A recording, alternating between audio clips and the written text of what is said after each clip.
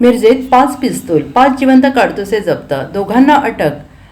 2,51,500 रुपयांचा मुद्देमाल जप्त, स्थानिक गुन्हे अन्वेषण शाखा सांगली यांची कारवाई। मिरज टाकली रस्त्यावर शिव अथनीकर याच्यावर प्राणघातक हल्ल्याने सांगली जिल्हा पोलीस दल सतर्क झाले असून स्थानिक गुन्हे अन्वेषण शाखेचे पोलीस निरीक्षक संजीव झाडे यांनी शरीराविरुद्धचे गंभीर गुन्हे तसेच अवैध शस्त्र बाळगणाऱ्या गुन्हेगारांच्यावर कठोर कारवाई सुरू केली आहे। या अनुषंगाने मिरजेत जोरदार कारवाई करत 5 देशी बनावटीचे पिस्तूल आणि 5 जिवंत काडतुसे दोघांना अटक केली आहे।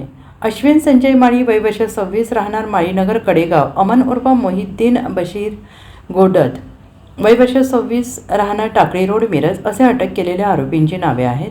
कमानवेस ते रमामाता नगर ऑक्सिजन पार्ककडे जाणाऱ्या रोडवर तरुण पिस्तूल विक्रीकरिता येणार असल्याची माहिती सांगली स्थानिक गुन्हा अन्वेषण पथकाला मिळाली होती। त्यानुसार पथकाने छापा टाकून दोघांना ताब्यात घेतलं आणि त्यांच्याकडील सॅकची झडती घेतली असता त्यामध्ये 5 पिस्तूल 5 जिवंत काडतुसे आढळून आली। एकूण 2,50,000 रुपये किमतीचा मुद्देमाल पथकाला जप्त केलेला आहे। अश्विन माळी याच्याकडे सदरचे देशी बनावटीचे पिस्तूल अग्निशस्त्र ही कोणाकडून आणि कशासाठी आणले याबाबत त्याने विचारणा केली असता त्याने 2 पिस्तूल आणि 2 काडतुसे हे सूरज जगन्नाथ मोहिते राहणार सोहली तालुका कडेगाव आणि 3 पिस्तूल आणि 3 काडतुसे अक्षय पाटील राहणार वाई तालुका वाई जिल्हा सातारा याच्याकडून खरेदी करून जादा दराने विक्री करण्याकरिता आणल्याची कबुली दिली आहे।